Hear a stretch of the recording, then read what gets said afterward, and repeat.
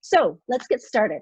I want to thank our panel. We've asked two clinicians from the hardest hit provinces, Ontario and Quebec, to come and share their thoughts with us. Dr. Rosalyn Juergens is the chair of Lung Cancer Canada's Medical Advisory Committee and a board member of Lung Cancer Canada. She's a medical oncologist at the Advocacy Cancer Centre in Hamilton, and also on the Investigative New Drug Committee at the Clinical Trials Canada. Dr. Blais comes to us from Quebec, and he holds a position as associate professor at the Faculty of Medicine at the Université du Montréal, and is also a medical oncologist. Andrea Redway is a lawyer by training, but has turned into a lung cancer advocate and is a member of, unofficially, of our COVID-19 patient response team. She is a volunteer at Lung Cancer Canada and mans an advocacy table at the Ottawa Hospital, an organizer of the Ottawa Patient Summit, and a member of the Ottawa Circle. So let's get, my first question here is to Andrea. Can you tell us, Andrea, what you've been hearing from patients about what it's like to live with lung cancer during the COVID-19 pandemic? Sure, Christina. I've had the benefit of hearing from patients both through our Facebook group, the Canadian, which is a Facebook group for Canadian lung cancer patients that I am one of the administrators on, and also through the survey that Lung Cancer Canada did recently, looking at how COVID-19 has impacted essentially the anxiety levels of patients across Canada, lung cancer patients across Canada. And so many of you know that that survey was done recently, I believe around the third week of March, and then followed up again on in the first week of April. So we've had two different sets of responses to it. And over time, what those responses have shown is that there is a heightened anxiety level. Of course, we've all had a huge impact from COVID-19. You know, it's changed all of our day-to-day lives. It's changed how we interact with people significantly. But one of the first things we learn about lung cancer, or sorry, about COVID-19 is that it attacks the lungs. And so as a lung cancer patient, we all have a heightened concern about having those serious complications that can emerge from COVID-19. And the survey responses demonstrated that there is a somewhat heightened level of anxiety, and it's increased over time, over the course of the pandemic so far, and definitely an increased sense of vulnerability on behalf of lung cancer patients. So why don't we then turn the first medical question over to Dr. Juergens and really ask that question that lots of lung cancer patients have, and is, as a lung cancer patient, are you at more risk of contracting COVID-19? No, I think, Christina, the question around COVID-19 is no different than the question with respect to most infectious lung diseases. So when I talk to my patients who have lung cancer, I tell them that they've just got nooks and crannies in their lungs where viruses and bacteria can hide, and they're at higher risk for a common cold, the regular seasonal flu, typical bacterial pneumonias, and our anticipation is that they would have a higher chance of having issues with COVID as well. And so really the key to all of those things is prevention to the best of their abilities. So that may be, for some of those seasonal things, be vaccines, whether that's the flu shot, the pneumonia shot, etc. As you know, we don't have a vaccine yet for COVID. So really the prevention that patients can do is to the best of their abilities to protect themselves. And that's through social distancing that we're all being counseled to do. That'll be easier for some than for others, though, because there are some people who are requiring ongoing treatment. So they're forced to encounter the healthcare system. And so it falls then back to the healthcare system to do our best to try to protect our patients, not just lung cancer patients, but patients in general. So the bottom line is that the healthcare team is doing their best to keep you safe. Absolutely. I can speak for my center, and maybe Normand can speak for his. But but we've gone to great lengths in an effort to try to especially protect cancer patients throughout this pandemic. If you look at the things that we're doing in Hamilton, we've converted to remote visits to the best of our ability. So we're really working on limiting the amount of time and the number of touch points patients are having with the cancer center. We've also made great efforts to try to keep people out who potentially could pose a risk to our cancer patients. So for example, there's screening at the door for symptoms. We are only allowing patients in the door, even support family members are not being allowed to accompany patients. We've got additional staff and porters and escorts to help get patients to the places that they need to go, services that normally would have been provided by a family member, in an effort to try to reduce the number of people who were traipsing through the building, so that we're reducing the number of at-risk people who could be coming through. We've also made a commitment to actually try to keep the cancer center to the best of our ability COVID-free. So if someone does screen positive or someone calls in with concerning symptoms, we've got a mechanism to have them tested outside of the cancer center. So even if I don't think that someone's respiratory symptoms are COVID related, we've got mechanisms to get them assessed in a safe place so that we're trying to avoid things like emergency departments, et cetera, which is really what we're hoping for this patient group. It's a little weird doing phone assessments. I don't know about you, Normand, but I just don't find it quite the same je ne sais quoi. We're doing what we have to do to keep patients safe. I think that's everybody's goal out here. Well, we're definitely missing our patients' contacts and being able to see them. But I probably learned the hard way because I was in Brazil the week that everything shifted, and I had a self-imposed quarantine for 14 days when I returned. So I quickly learned how to do phone visits, and I've been through the technology to try to get the information I wanted from my patients. And although it's hard for us to deal in that way, many patients are actually more comfortable in getting that phone call and being reassured that they don't have to come to the cancer center for one extra visit. They're already concerned about coming for their treatment and the rest and blood tests and whatever other analyses they have to go through. So phone visits are probably something that we've learned to change in the way we practice, and that's probably something for some patients anyway that will stay when this pandemic is over. I wanted to add on to something that Roz said about the risks of COVID in lung cancer patients. I was in a phone conference with Dr. Wu from Wuhan, China this morning, and they've actually seen more than 50,000 patients with COVID-19 in Wuhan, and only 30 had lung cancer. Not as much as they would expect if all of their cancer population would have been, put in at the same risk as everybody else. And they've estimated that risk for lung cancer patients in terms of getting real bad disease is probably less than for people that have hypertension, that have the classical risk factors, obesity, cardiovascular disease, serious lung disease.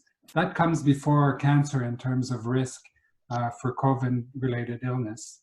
And another reassuring fact that people from Italy have been telling us is that they've routinely seen patients come in for CT scans, for regular monitoring CT scans of lung cancer, and they're seeing COVID-related infiltrations in their lungs felt by the lung cancer patients. Many patients are probably in that low risk, low symptom, and probably even have asymptomatic disease. So it's possible to have lung cancer and still have a favorable evolution. So it's not dramatic probably for most patients. We obviously don't know that yet. We don't have the statistics to say, well, so many patients will die, so many patients will have bad disease, so many patients might need oxygen and so forth. But there's definitely many patients that go in a mild infectious type disease that can easily be managed at home with the usual care. So there's something we have to worry about COVID, obviously, but the first thing is that most patients won't have the infection first of all, and probably most patients with lung cancer will still get by with a minor illness. So that's very important when we think about what we need to do for our lung cancer patients that need surgery, radiation therapy, chemotherapy. If we continuously deny patients treatments for their disease and we let lung cancer ruin quality of life and shorten their survival just because we're worried about COVID, maybe we're actually doing a bad thing. So Dr. Blais, perhaps we can comment a little bit on, and when you're talking when you mentioned you talked to Wuhan about the ones that did have lung cancer, and was there any comment or any observations on perhaps a question that's very top of mind for our patients, and it's that if I just happen to be one of those unlucky ones and I do get COVID-19 as a lung cancer patient, are you going to be treated any differently than those that don't have lung cancer? Well, obviously, if you are a patient with lung cancer afraid of getting COVID-19 is not the same thing as a patient with COVID-19 and lung cancer. So obviously, patients that are sick with infection, as every lung cancer patient that is sick with an infection is going to be treated for his infection first. So if you have pneumonia, if you have COVID-19, if you have the common flu, if you have gastroenteritis, you'll be treated in the acute care setting for that complication. And then after that, lung cancer care can continue. So the big worry we have is the interaction between different treatments and this infection, and a lot of things we don't know to a precise extent. But definitely some patients with lung cancer have been treated for their COVID infection, and when they get back from that infection, they can resume their treatments. And so it brings us to a really difficult question, Dr. Juergens, and we've been hearing from lung cancer patients about a big fear that if they do happen to get COVID-19, is that they will be put on a lower priority for a respirator. Yeah, so,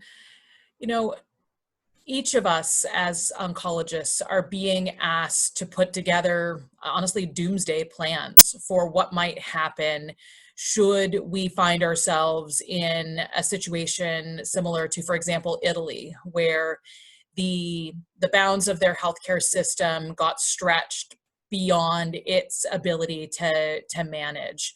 And so, they were in a situation where, elderly patients were not being offered ventilators. There was large groups of patients who were not offered critical care because they didn't have the resources.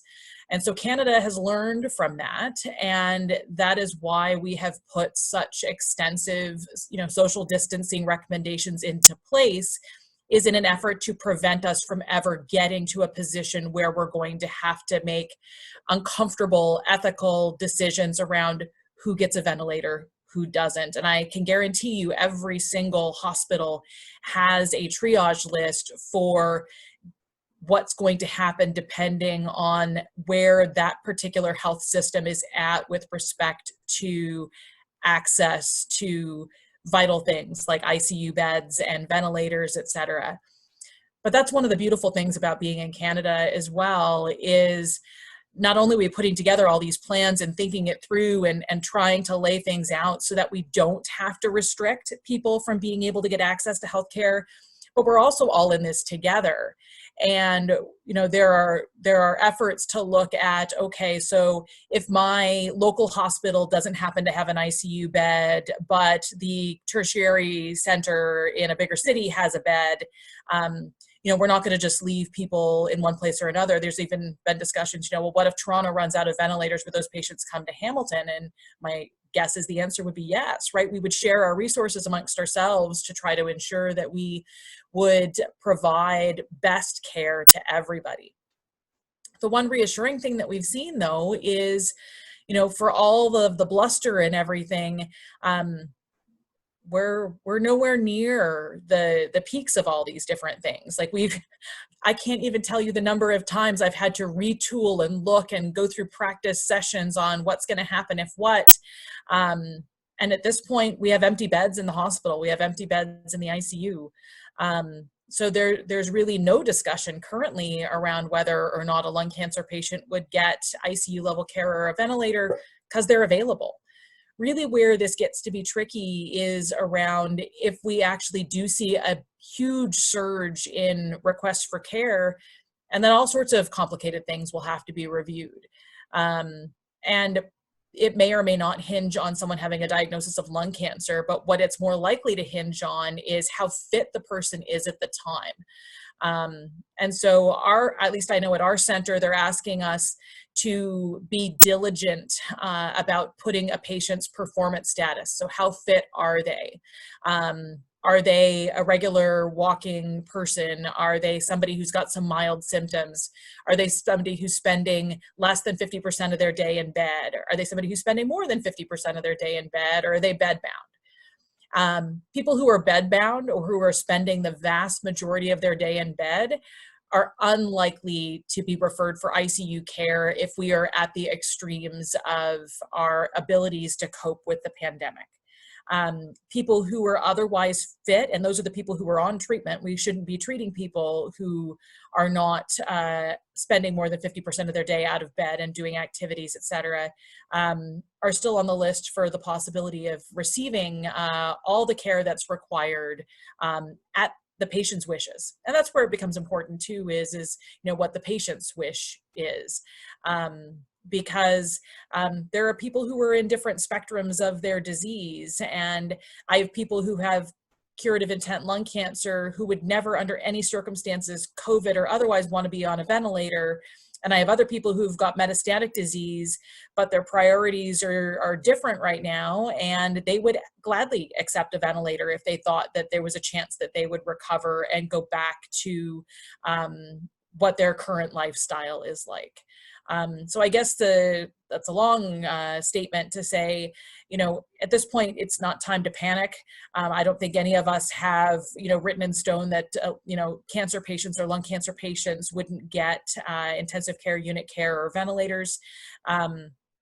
But it is important that we remain vigilant, right? We don't want to push the healthcare system to the point where it gets there.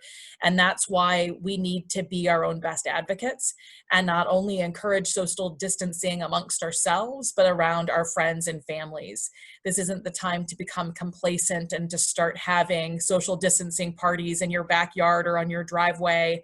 As hard as it is not to see our loved ones, we need to remain vigilant. It's not time to start pushing the system just yet. Oh, it seems like we've done a good job of flattening the curve, and so we really have. It's impressive. Yeah, because I think we've all been holding our breath on what's going to happen. Right. And thus far, knock on wood, things have been good. So the bottom line is continue doing what we need to do, and let's not waste everybody's effort that we've placed in so far. So, and Andrea, I'm going to shift to you for a second, and can you just share with us what you've been hearing from lung cancer patients about treatment?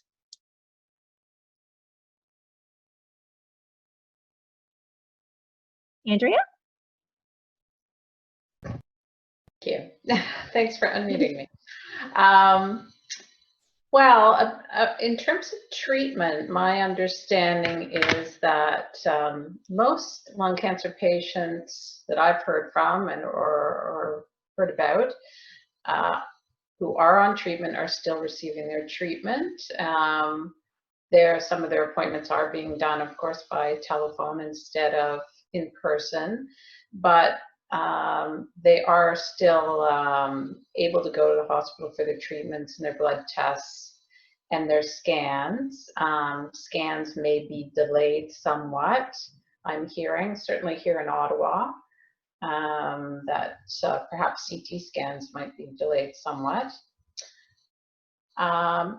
But I'm also hearing that the more concern is for patients who aren't yet in the system, who are waiting for biopsies or waiting for surgery. That is getting delayed. And it's those patients who are perhaps more of a concern, the patients who aren't in the cancer care system yet. The ones who are already in the system seem to be doing okay. Any comments on that, Dr. Juergens or Dr. Blais? We've also heard patients are also concerned because they have their immunotherapy sessions, for example, and they've said, okay, you know, the doctor has called and said, we're going to skip this session and we're going to resume next month. And so patients are really a little bit concerned also about treatment outcomes if they're being told to skip a chemo or a immunotherapy session. Can you talk a little bit about that as well? Maybe we'll start with Dr. Blais this time. So what's important to realize is every cancer patient is unique. Every situation is unique. And the benefit of treatment is also something that we consider when we discuss the current treatment. So we're not skipping treatments to patients because we think they're not nice enough and they shouldn't get their treatment. We're skipping treatments for patients where the benefit is so small that it's not worth the risk of coming to hospital for one blood test, for a doctor's visit, and to expose themselves at the chemotherapy suite. So it's all a question of balancing the advantage and the risk. I have patients that I'm telling them they should stop treatment because I would tell them to stop treatment in any other situation, because the burden of side effects of that treatment is greater than the benefit that I'm expecting from that treatment. So we're just extending that to a situation where the COVID-19 risk has to be balanced in. But learning from experience in Europe and maybe China, we still have to consider that the risk for one visit and for one patient that's otherwise contained at home and respecting social distancing, the risk is probably very small. So I don't tend to base my decision overly based on the risk of COVID-19 related infection. But obviously, if I think that it's not useful for the patient to come to the hospital, I'm certainly going to tell him that probably it's the time for him to take a break. I have some patients, to change gears, that have very slow evolving disease. I like to do one scan every 3 months. I like to see how things are going. Patients don't have any symptoms. They're doing very well. Well, if they're afraid to come to the hospital for one scan that's not really very useful for his care, it's very easy for them to skip a few months, delay the scans. And we do that with every patient, knowing how their disease is and explaining to the patients what our plans are with that specific patient. So I think when the doctor is involved and there's communication going on, I think we can find a good solution for everyone. But in Montreal, where we might have to say now that the cities hit harder than other cities in the country, there's still great access to chemotherapy. No patient has been delayed. We have access to seeing our patients in the clinic. We'd rather see these patients through televisits, but there's still access. The hospitalization unit is different than the COVID units, so they're clearly separated with different staff that are working in separate.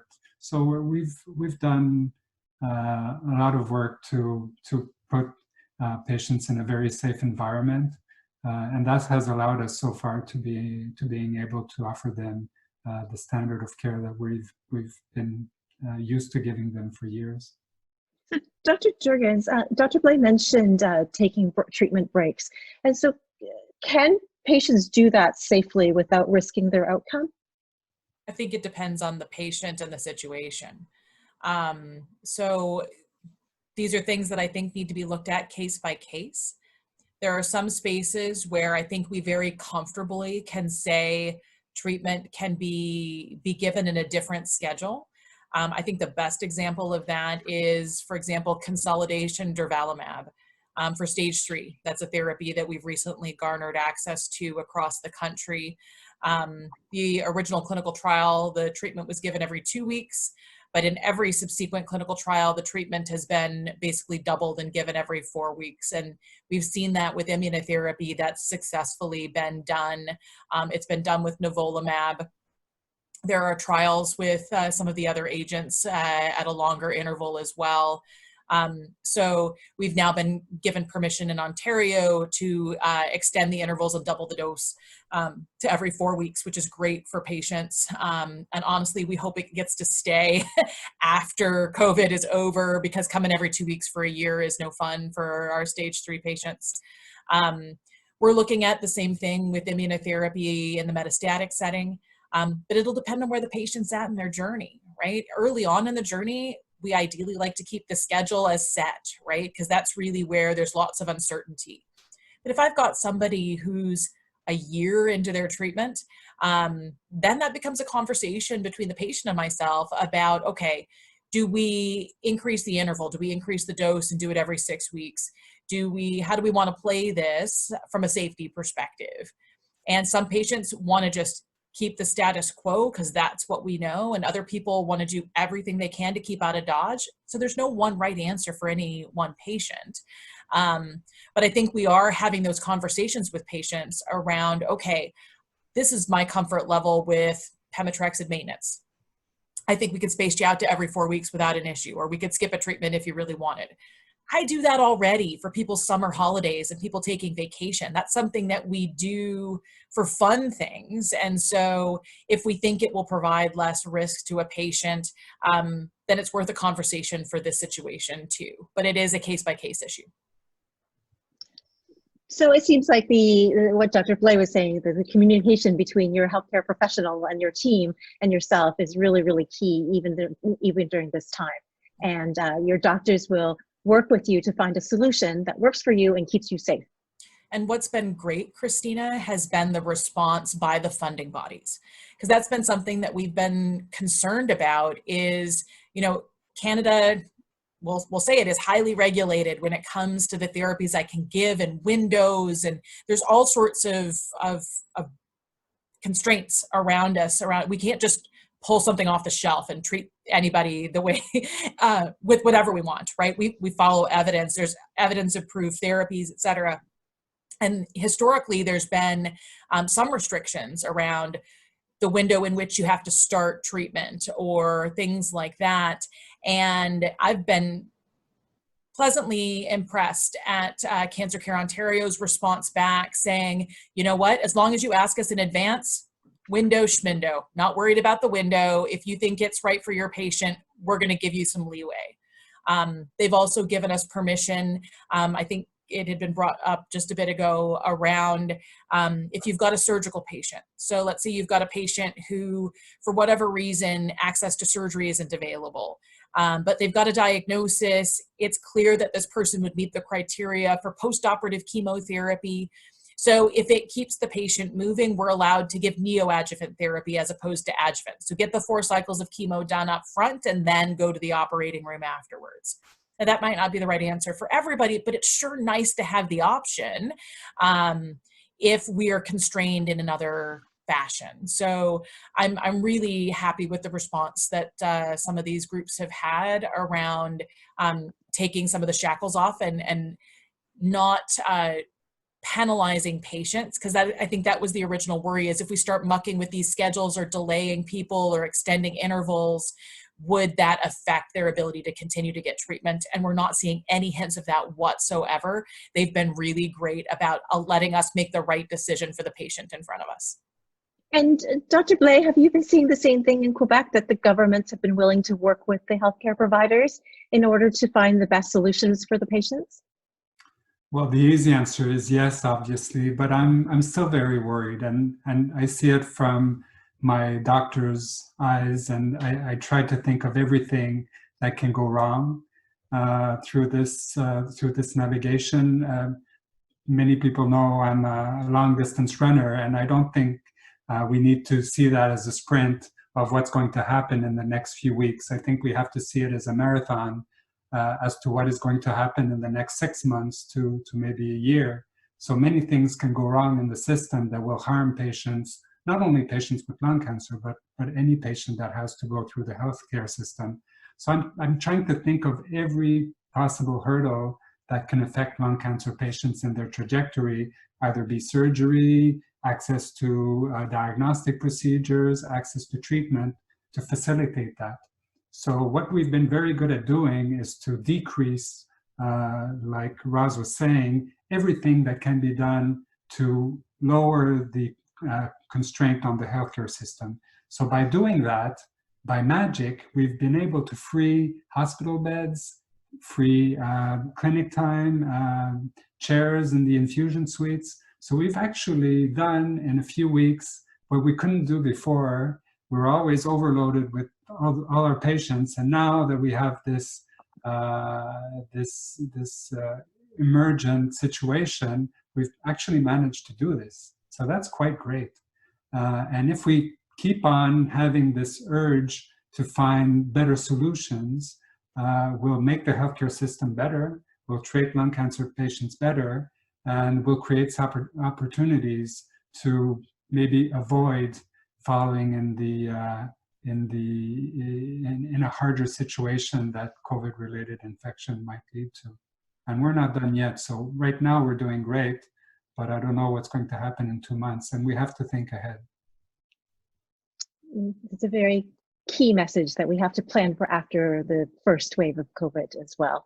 So we have about 10 minutes left before we plan for the question and answer. And as you guys have all been talking, I've been seeing little notes flash across my screen because we've had lots of questions come in, and I want to make sure that we leave time for it. I'm going to go through these questions, but if we can have like maybe rapid response type answers, that would really help us get to the questions that the patients are all sending us. So the next set of questions really do relate to specific treatments. There's been questions about immunotherapy, for example, and they're saying, patients are asking, if I'm on an immunotherapy because it affects my immune system, does this mean I'm more protected or does it mean I'm less protected? Perhaps Dr. Blais can answer this one. So that's a very tough question. Glad you got it. You know, the immunotherapy is actually therapy that can increase your immune system. So for every infection, like HIV, like hepatitis C, some actually think that you can help cure HIV or hepatitis C with immunotherapy. So is that the same for COVID-related infection? Might be, but might not be. We know that many patients that die from COVID-related infections is because of a surge of the immune system. So actually immunotherapy might not be the greatest thing in that situation, but the real answer is that we don't know. So if immunotherapy is the best treatment for you, and if it's a way to avoid chemotherapy, which might not be that great as well, actually I think the best treatment is the treatment that's going to make your disease go away faster. And for lung cancer not to be in the picture, if you get COVID-related infection, is probably what's going to give you the best chance of getting through that. And Dr. Juergens, any comments? And perhaps you can comment on if this patient is on a TKI as well. Yep. Again, tricky questions. We would think likely TKIs have the least risk because they're the least likely to affect your immune system. Although that's not true for all TKIs. Just because you're on a tablet doesn't mean that it can't potentially cause some of your immune cells to go down. For example, crizotinib is one of them, where some people will get lowering of their blood counts. The nice thing with people who are on the targeted therapies is they're very easy to keep out of the healthcare system once we get them up and going. So it's very easy to keep them away.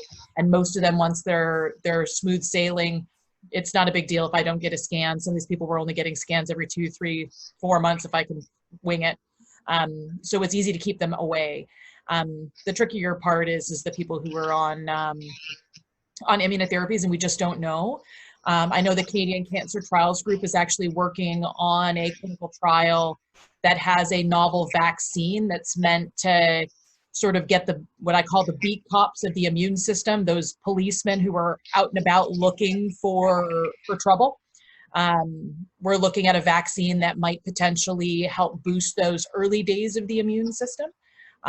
So keep an eye out for that. So we'll see if that gets grant funded, and that will be kicked off in a very short order. I think the other thing for patients to think about is if they're on chemotherapy, there are growth factors that are out there that can help support your immune system.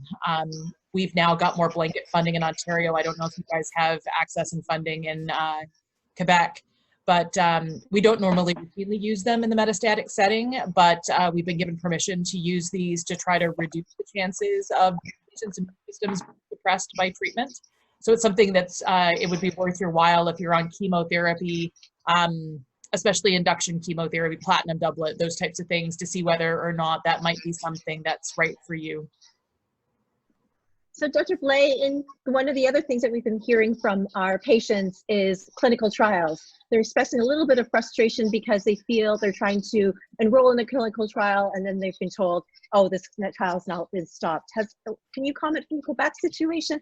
Has clinical trial enrollment really been slowed down, or they're just being put on hold for now? So I actually have good news. The truth is that we did, when we saw what was going on in Italy and then Spain and then France and maybe closer to New York, we were very worried that we would have to stop patients that are in clinical trials from being able to participate because of a decline in the accessibility of the healthcare network. But in the past month, we actually saw that we were able to manage that. So now that we know that we have the healthcare personnel, we have our clinical research team that's fully staffed and healthy, we're quite confident that we can restart putting patients on clinical trials. Obviously, we're going to have to select the trials that are most promising, the ones that are going to give the most opportunities for patients. We wouldn't want to put a patient on a trial that gives them just more hurdles with more hospital visits, more procedures, without getting them any potential benefit besides getting a drug for free that you could get in some other way. So, we are going to start recruiting patients back. We feel that the wave has been crushed enough that we can manage this, and that's good news. Dr. Juergens in Ontario, is that what's happening as well? So I run the trials unit here, so I've got lots of knowledge about what's going on in Hamilton. Now, every center is very different. Some small community centers have been devastated by COVID, and their entire clinical trial staff have been repositioned and put into other places. We've been very lucky. So I personally went through all of the 100 and some odd trials we have open. And we went through and selected, again, as Norman suggested, the highest yield clinical trials that meet an unmet need for a group of patients in an effort to offer access. But it's tricky because we've decided we want to keep accruing to trials, but we've had sponsors come back and say, well, but we can't send our staff to keep an eye on how things are going. So if we can't send our staff to review the charts of these patients, then maybe we won't let you put people on trials. And that's something that we're trying to work our way through and trying to figure out how to find a happy medium. But it may not all be the individual center's choice as to whether or not they're able to continue to accrue to clinical trials. Many industry sponsors are halting accrual on trials or limiting further accrual to trials to centers where they can send their staff in or have access to the medical records of the staff, of the patients who would go on trial. So there's lots of moving parts to this. The CCCTN, the big group that works together across Canada to help support clinical trials across the country, has been meeting and having conversations about how we can facilitate helping different centers to try to maintain a clinical trials platform. Okay, so I'm going to throw our last rapid fire question back to Andrea, and just ask from patients, what have you been hearing about the most useful supports, or what supports are needed out there? What are patients asking for? Well, what we learned from the survey, the Lung Cancer Canada survey, was that patients really want very clear communications from their healthcare team. That's the number one thing that will help relieve their anxiety. Another thing that would be helpful that they're finding is virtual support groups that are facilitated by healthcare experts to the extent that can be made available, and increased communications from lung cancer organizations, which I think, lung cancer organizations, well, Lung Cancer Canada has been doing a good job at that. And other organizations are trying also to step up and make sure there's that kind of information is out there. Thank you. So we're going to move in, and we're going to try to answer the questions that have been coming in very rapidly through our chat system. And I will say that if we do not get to all of the questions, please don't be dismayed. We are going to take all these questions and we will have them answered, and we are going to post them on a special Ask LCC COVID-19 section of our website. So here is the first question, and it is, if I have a pneumococcal vaccine, should I still get it now, or should I wait until the pandemic is over? Maybe Dr. Juergens? Yep. So pneumococcal vaccines are generally good for 5 years. They specifically prevent a very specific type of pneumonia called pneumococcal pneumonia. So again, risk benefits, it's tricky. Vaccines, love vaccines. But again, it depends on if you're otherwise going to be engaging with the healthcare system or not. So vaccines, good, but again, talk to your doctor about if you were already coming in, that's easy, right? Then go ahead and get your vaccination and be done, because that's just one less issue that you could have arise. And if you aren't coming in, then perhaps it's a conversation with your doctor to see if perhaps you should stay. Right. Dr. Blais, I have a question from Quebec specifically. This person is a teacher who has had the stage 1 lung cancer surgery and currently NED and not on treatment. She's worried that if the government allows schools to reopen, what are the risks for her to go back to work and be surrounded by many students every day? Well, I've been told that this person might have had surgery some time ago. So if cancer is not a recent issue, it might be related to her pulmonary status, it might be related to her age. I'm losing my voice now. More than the actual cancer itself. So it's very hard for us to actually see our patients and tell them if they should work or not. There are many sick people that are still on the working force, and they're still working and engaging. We have many physicians, nurses that are coming out of retirement to be in the hot zones of COVID, and they're actually taking that risk for the benefit of all. So it's a question of comfort. It's a question of talking to your doctor. It's a question of talking about risk. But at a certain point, from my perspective as a physician, if I need to be exposed and if I need to help other people that are going through these difficult times, I'm certainly there to help. And if a teacher's mission is to help children, and she is comfortable with the risk she has of being in that environment, I think it's probably a good thing to resume her activities and be in the workplace. But that's obviously things that need to be discussed with her own doctor and figure out. As you were saying before, it's communication that's key. On a communication-related question, Dr. Juergens, one of our viewers is suggesting that they've heard through the grapevine that some of the U.S. doctors have suggested that they should not mention that they have lung cancer when they go to the hospital. Is that necessary? And is that what is recommended for Canada? No, I don't think so. One, we'll figure it out.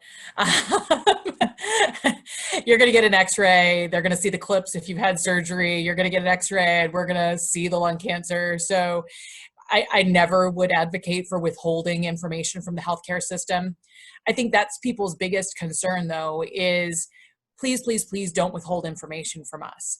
If you've got a new cough, if you've had a fever, please tell us. Don't lie to the screeners, because we don't want you exposing others, right? And that's our concern, is if patients think that they can work the system by not providing accurate information, we can only do our best to serve patients if we're working with accurate information.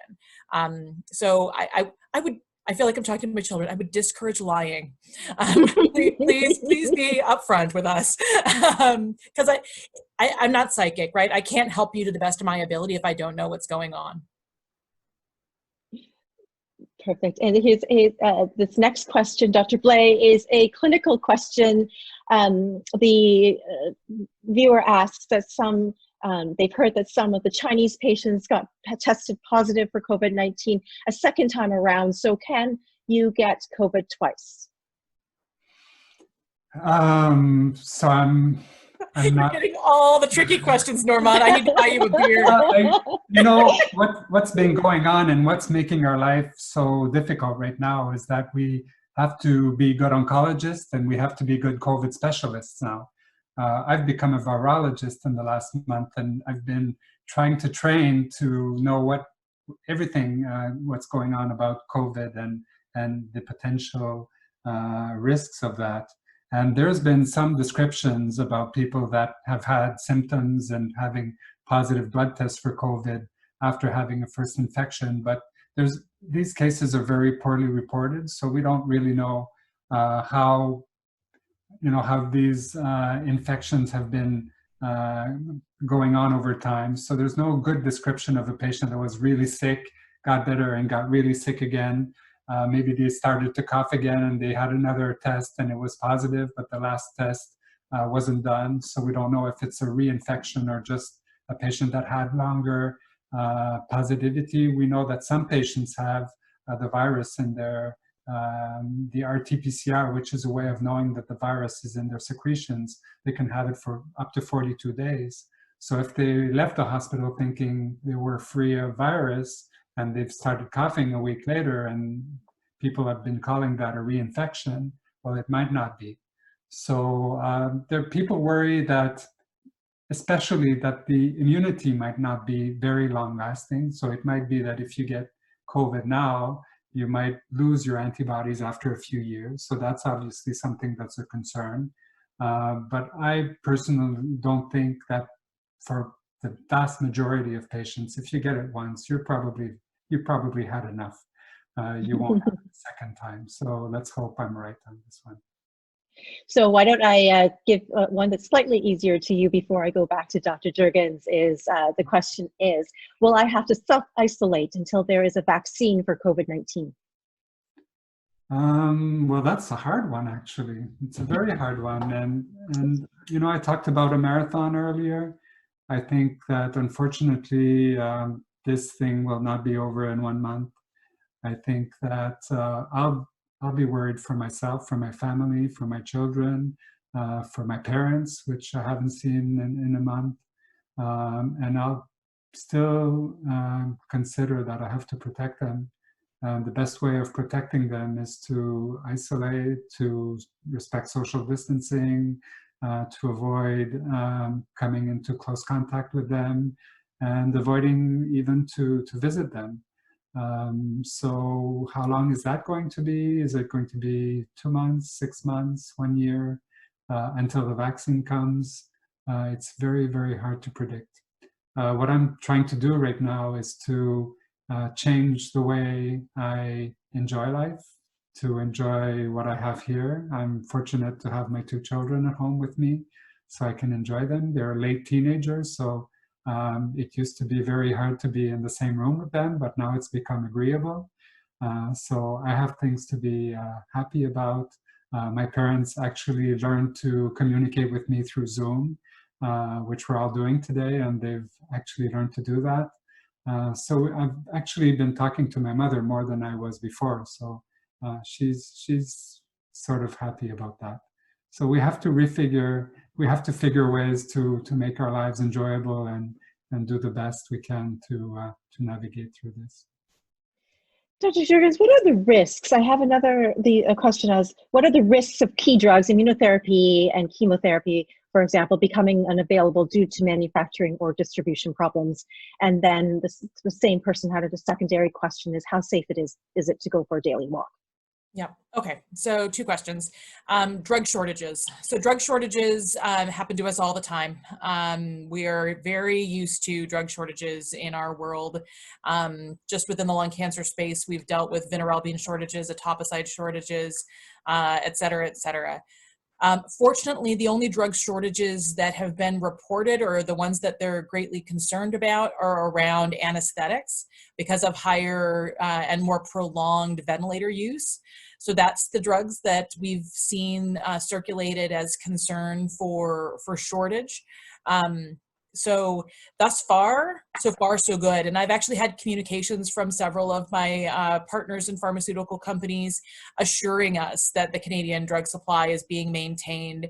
So it's great to have those communications coming from our pharmaceutical partners, letting us know that they're aware that this is a concern and allaying those fears for us. So a drug shortage, I don't think, hopefully, is going to be an issue from the chemotherapy side of things, or immunotherapy or targeted therapies, et cetera. On the flip side, should I be going out for daily walks? Again, you just have to be smart about it.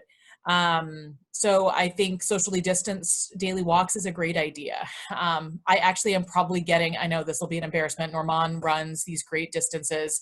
You know, I have now started walking my dog, which is normally my husband's job, but I'm actually now getting out and trying to do more of these things, which I think is great.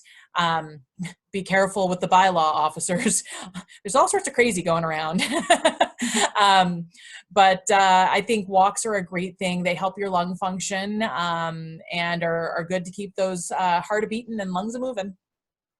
So I have 2 last questions. One for, I'll give this one to Dr. Juergens, and then one for the rest of the panel is, we talked a lot about communication, improving communication with your healthcare professional team. There's been a couple of comments on the chat where the patients have been told that their doctor has said that you will have 0% chance and you will not get a respirator, and they're very much afraid. So any suggestions or tips on how to improve those communications with their doctors? Yeah, that's the one thing that I can, I guess a couple of points there, and I know we're running short on time, but one is this is the time for patients to become their own best advocates. One of the things that I'm very frightened with is we've all of a sudden made these huge sweeping changes with how we're practicing and how we're doing care, and patients' appointments are being shifted and CAT scans are being shifted. There's all sorts of things that are moving.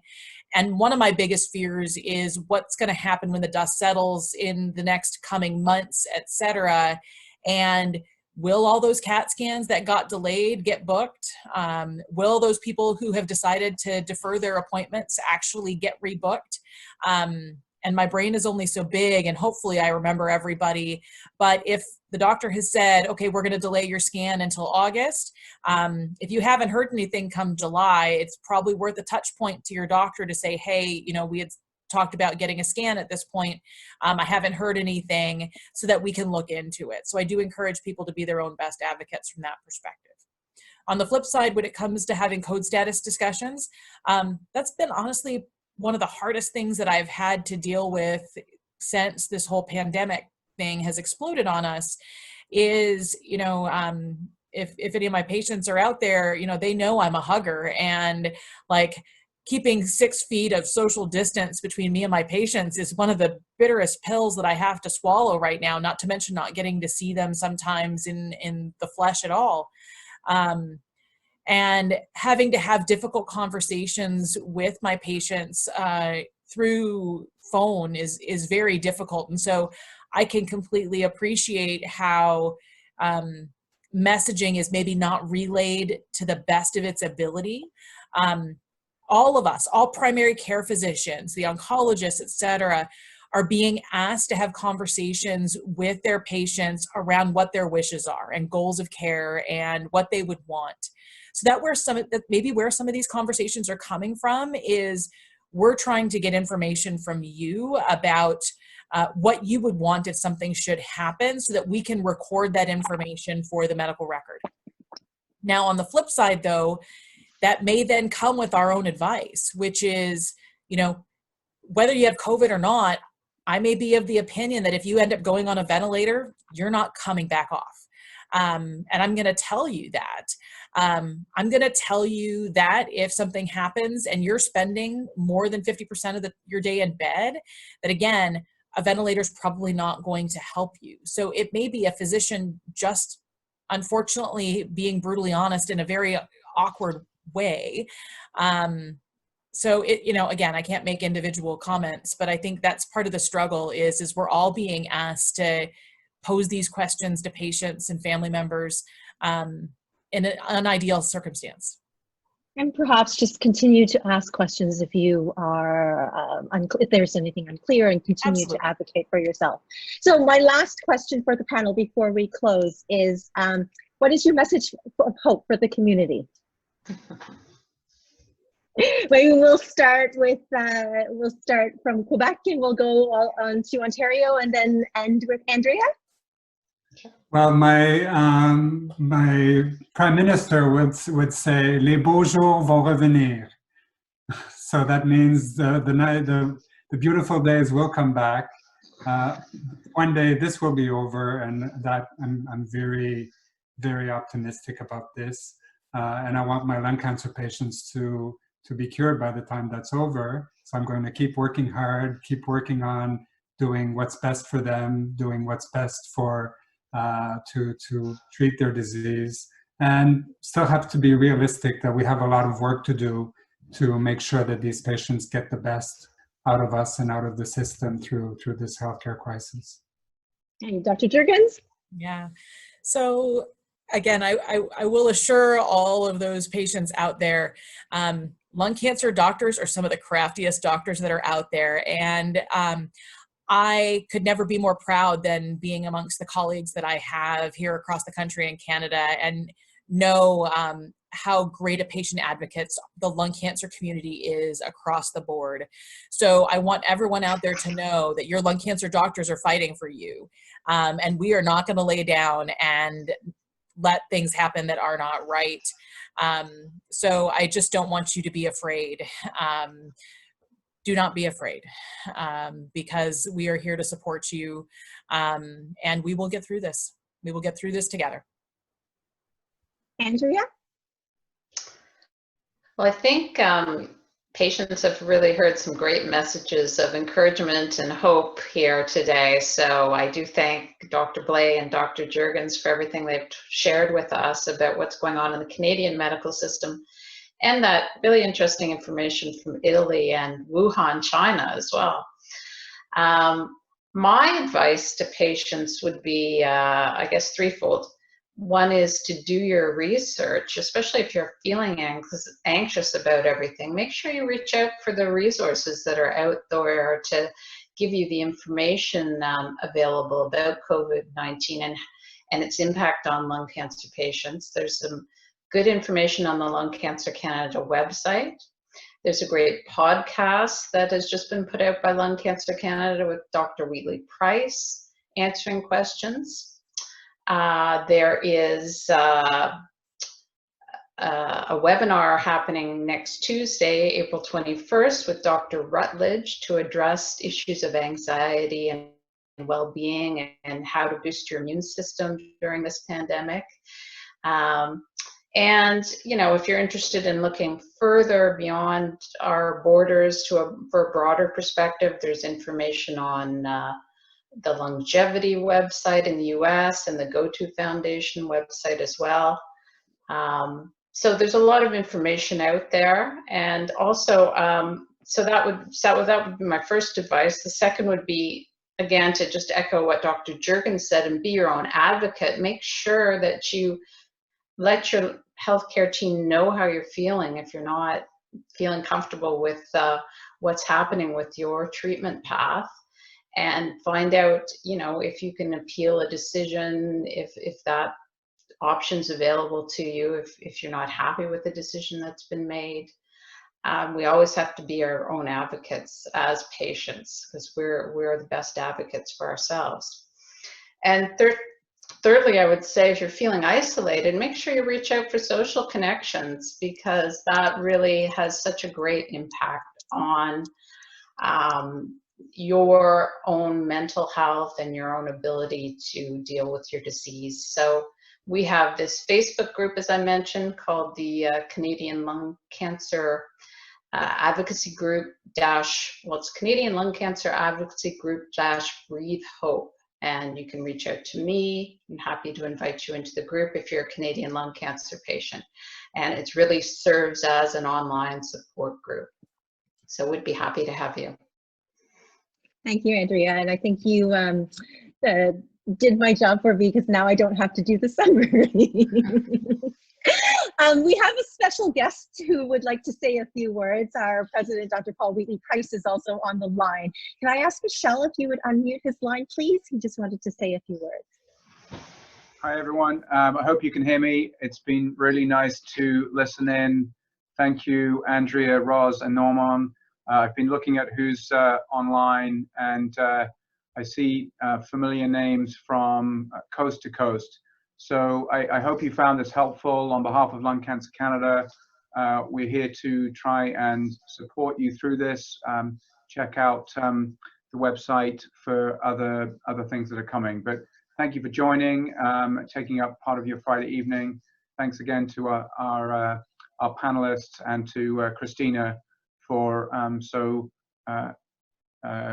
competently and professionally hosting the event. Thank you. So Michelle, there was so much great discussion this afternoon that we wanted to really continue this discussion. So if you have any other comments or questions or suggestions for future podcasts, please send them over to Lung Cancer Canada. We do want to thank the patients and their families for giving us your time and really sharing your thoughts with us today. We are launching a new feature early next week called Ask LCC. So all the questions that we've discussed today, all the questions that we were not able to answer through the hope of two medical students, they're going to help us compile them and validate these questions. And we are adding a new section called Ask LCC and you can send your questions to asklcc@lungcancercanada.ca. So I wanted to thank everyone for their efforts during this COVID-19 pandemic, and give a special shout out to the healthcare professionals who've taken their time to really help us and speak to us today. And I really wanted to thank the patients and families for their patience and sharing your thoughts with us honestly during this extraordinary time. So on a Friday night, we're just going to keep it short and tell everyone to stay safe and keep well. Thank you very much.